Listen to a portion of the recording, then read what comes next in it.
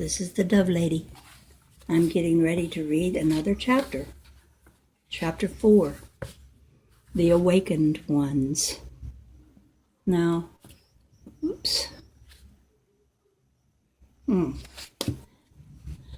I've given up on trying to keep the camera on the words because I just couldn't do that. So, I've got some orbs showing through a mirror and a little flower that I put in this beautiful round glass thing. It holds a pen, but I put a flower in it and some water where the pen would go. Now, I'm going to read you Chapter 4, The Awakened One. I can hardly keep myself from wanting to read all of this book right now, but I'm going to read it as I read it to you. I've read this a long time ago. I knew it was good. The Awakened Ones.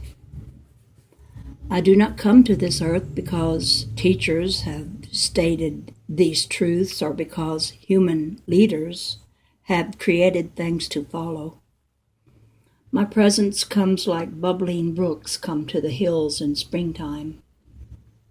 No one may even remember the rains higher on the mountains, but suddenly in all the towns and villages, the water appears flowing down the creeks, rising in 10,000 springs, rippling through in 100 pools.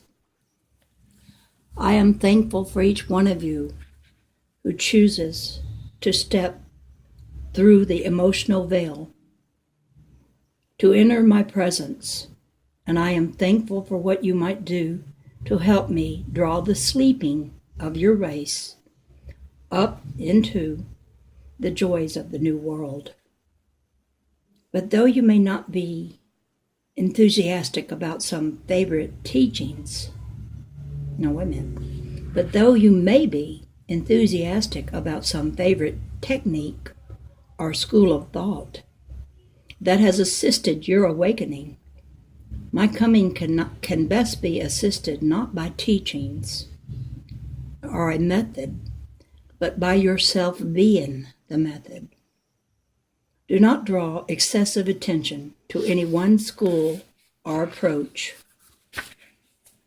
but help me rather as I continue to create the climate in which 10,000 schools and approaches might flourish.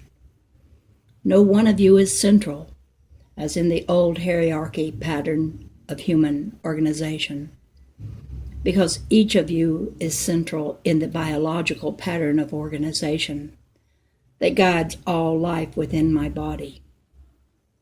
Watch a caterpillar as it glides slowly across the ground. See how it moves, see how it flows. This is how I guide my human family in time, through their own organic rhythms, purposes, beings, and meanings. And this is how my coming proceeds.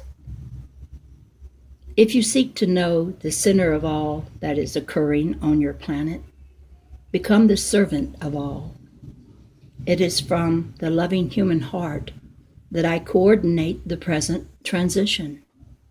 Those who share my passion for giving, who shower blessings in each and every moment through their love and goodwill, these are the center.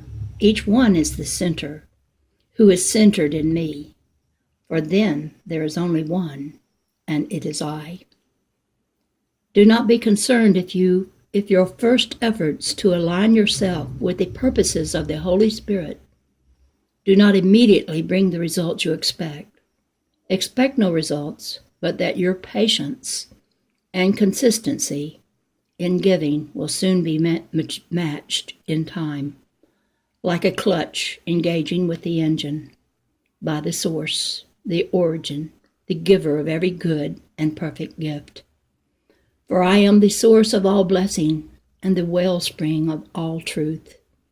It is I who am before the beginning, the creator in the garden, and I who am eternally after each universe fades. I give my beauty, that all might have life. And in my giving, there are no reservations. Those who steward my intelligence in the order of time come to rest in the places of my being that direct phenomenal development, because they give all that they have, all that they are to love, and so in giving come to know both their God and themselves. Welcome the Holy Spirit into your life. Let my gifts to the earth be given through you. Wherever you go, whatever you do, help people feel at ease. Spread a sense of well-being. This is one of the finest gifts that you can give. For those who receive this gift begin to open their hearts, and it becomes possible for them to hear my voice. Mine is the voice of the new common sense that is being turned up on your planet just as surely as the volume of my eternal human song. I have come to this earth to sing my human song, and my singing has called your body from the soil and your spirit from the sun. I have sung you into being, my created one, my human spirit. You have chosen this world that you might help me populate this universe with something more gentle than stone, yet less passionate than a star, something of myself. I am calling you into full humanity, into awakening conscious life in my presence. Come home, the ways of love. Become my friend and partner in the healing of the earth and the creation of a new world. I am now ready to orchestrate all the good works on earth, bringing them into step, into harmony, into a quality of rhythmic amplification beyond human experience. Where the atoms of physical substance are aligned in the same direction, magnetism occurs. Whole new laws and electrical possibilities appear. In much the same way, when the thoughts and the love of human beings are aligned in my presence, a whole new kind of human activity can occur. This is why I told you that you would do the greater works.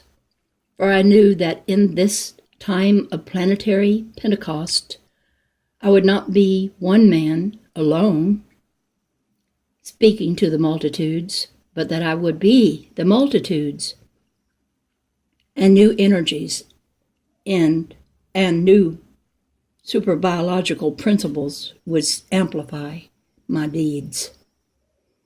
To the extent that you are doing good on earth, you are already motivated by the Holy Spirit.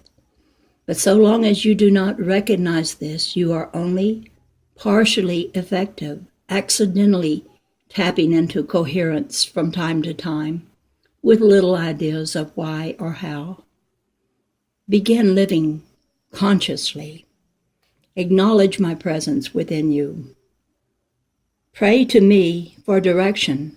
I will amplify your effectiveness 1,000-fold.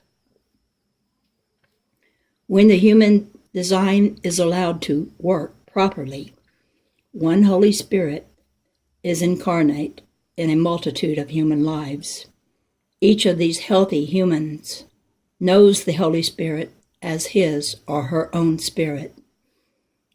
These are the awakened ones who have returned the use of their bodies, minds, and hearts to God, the human spirits who have chosen to remain fully incarnate.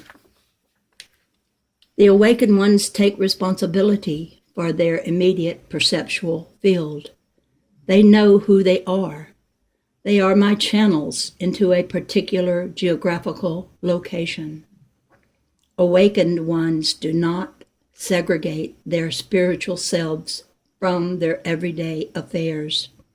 They accept responsibilities for being eternal God beings, and they are willing to bring reality into every human activity.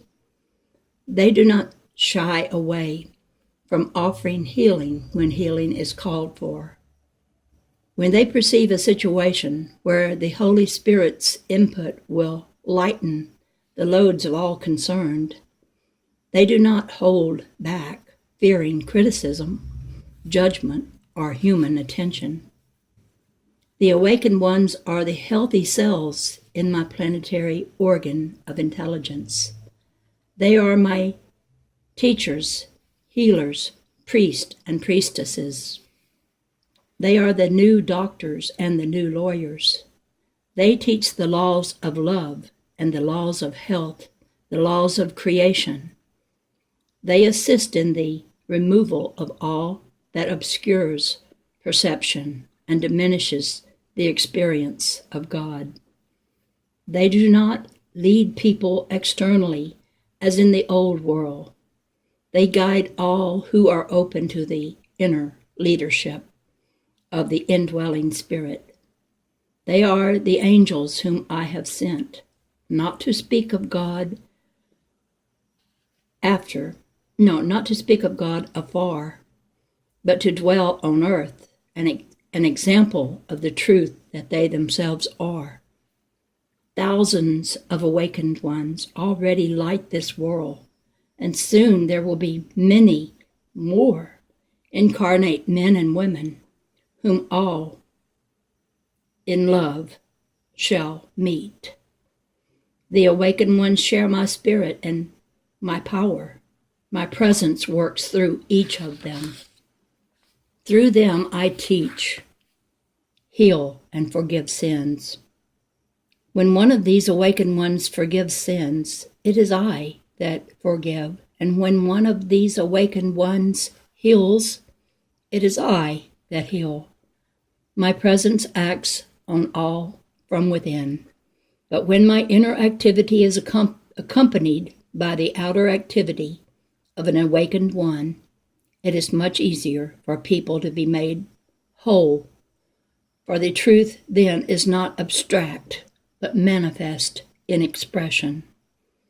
Sacred writings can lead people to my spirit, but it is my spirit working through people that will change the world. I now send you as the agents of my inspiration. I give you the assurance that you will succeed. The age has turned. Go forth with certainty, knowing that these teachings, these truths, will be welcomed. Chapter 5, The Great Separation. Through my teachings on the hills of Galilee nearly 2,000 years ago, I planted the conceptual seeds that would prepare humankind for the awakening. The worst effects of the fall were past. Human vision had climbed back nearly to the edge of perception. It was time to begin to reintroduce light into a human world too long asleep. Incarnate as Jesus of Nazareth, I began teaching and healing. It was time to remind my human creatures that they had not been created for such a primitive condition, that a presence was coming in the not too distant future that would introduce a new human order based on love, centered in God. My teachings have required time to gradually infiltrate the stubborn, age-old patterns of human hatred and fear, time to gradually prepare human consciousness, that in this age of collective ever-awakening, the greatest number of people might choose the ways of love. As I now awaken in human consciousness, if I do not hold back, in but 3 days that old institution of fear would be utterly demolished until not one stone is left standing upon another. And in those same 3 days, the new temple of my living presence would emerge with love enthroned at the center of all human motivation. However, for your sake, I do hold back. For if all this were to occur in 3 actual days, few human beings would survive the transition. Therefore, I have been awakening gradually, beginning with the 3 centuries that coincide with what you call the Industrial Revolution, and accelerating dramatically now in this last 3 decades that precede 2011. In this way, the changes come more gradually, but they come with certainty nevertheless. My presence is reorganizing every human being, every human activity.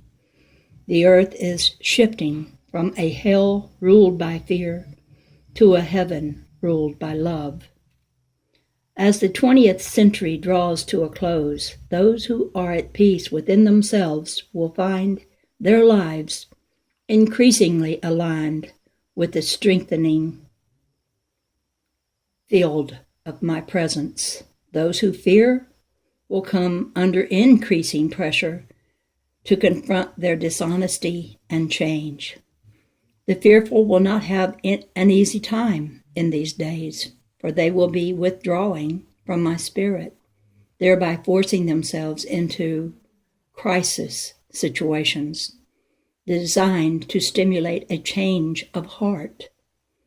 My consciousness is available to all, but the time I will wait for it to be received must eventually pass. I have come here to act. Soon my activity will begin. Those who do not accept my invitation to life will be separated in the end from those who do. Weeds and corn may together flourish in the fields, yet at the time of harvest, then their destinies diverge. It would not be merciful to forever sustain in consciousness those who give others cause to fear. I come as the Spirit of truth to comfort those who live by love, to challenge those who do not. I come with the great sword of division to separate those who destroy from those who create. All will meet me in honesty or in deceit. And as the years go by, these 2 ways will grow even more distinct. Conflict cannot exist where truth is in expression. It occurs only in the presence of dishonesty. When truth is denied, self-destruct mechanisms go into effect.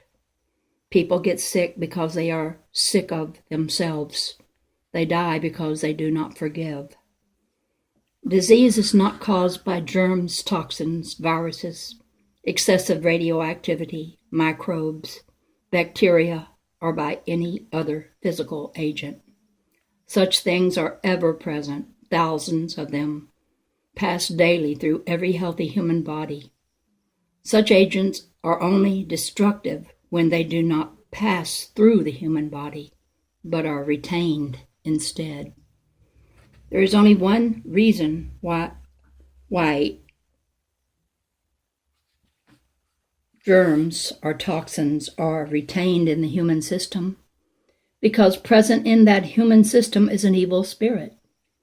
To the degree that an evil spirit is entertained and made welcome in an individual's life, his or her body will disease.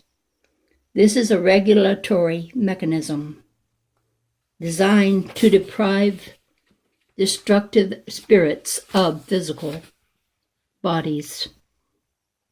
Evil spirits are negative attitudes, destructive emotions rooted in fear. Some of the more common evil spirits are resentment, anger, shame, guilt, anxiety, hatred, greed, revenge, jealousy. All thinly disguised forms of fear. Their presence in a human system gives harmful physical agents something to attract themselves to. As my presence increases on earth, it becomes even easier for human beings to experience healing. The cure is always available, as close as honesty, as near as love. The awakened ones who are rising with me in this age find that their very presence brings dishonesty to the surface, that it might be dissolved in the light, that forgiveness might wash clean the consciousness of all those who would be made whole. As I did in Jerusalem and on the hills of Galilee, I will now do again through these, cast out evil spirits and heal through the forgiveness of sins. Toward the last days of the historical era, it may come to pass that a few fearful cities will be quarantined, that in these places certain dramatic presentations might take place. This is not my first choice in the way of education. But when people do not open themselves to the gentle guidance of my Holy Spirit, where they consistently reject the teachers that I have awakened among them to spread the news of my coming, where they ignore the many voices of love that speak to humankind from all sides, there in those places I will animate presentations designed to stimulate the required change of heart. Hopefully this will not often be necessary. If you help me now in this work of education, it may not be necessary at all. Whatever form the healing of the human world takes during these next few years, know that it is for the good of all. Do not be concerned with the fate of those who reject my spirit. Their story is far from over. I am caring for each one in the manner of his or her greatest need. The human world is in good hands. When you and much of the earth's present biological life have been sprinkled throughout the stars and the oceans have changed places with the land, after the poles have shifted and new mountains have come to look out over the plains, then will these slow learners be recalled from the mineral realms where they shall slumber, to learn of intelligences again, and to come again to choose between love and fear. If there ever is one, even one, that shall choose fear, then that one shall sleep while the rest journey on. But in the fullness of a new time, I will awaken the one again, and again, and again, if need be, until that which was designed to be conscious takes up my love and joins me in joy and gladness. For though in creating human beings, I create a creature that must choose of his own will to accept the freedom that love's spirit alone can convey, in the end, that creature will choose the best. Not because I have given it no choice, but because I will give it choice and choice and choice again, until it learns the nature of love and comes to prefer consciousness over the sleep of ignorance and fear. It is but a little while, and the illusion of historical time, shall be no more. Like the foam of an ocean wave retreating into the bosom of an eternal sea, the human drama is passing. Your world is changing. It will change quicker still. Soon all the years of human history up to the moment of my awakening shall melt into dream. All human motivation shall originate in the love of my eternal presence.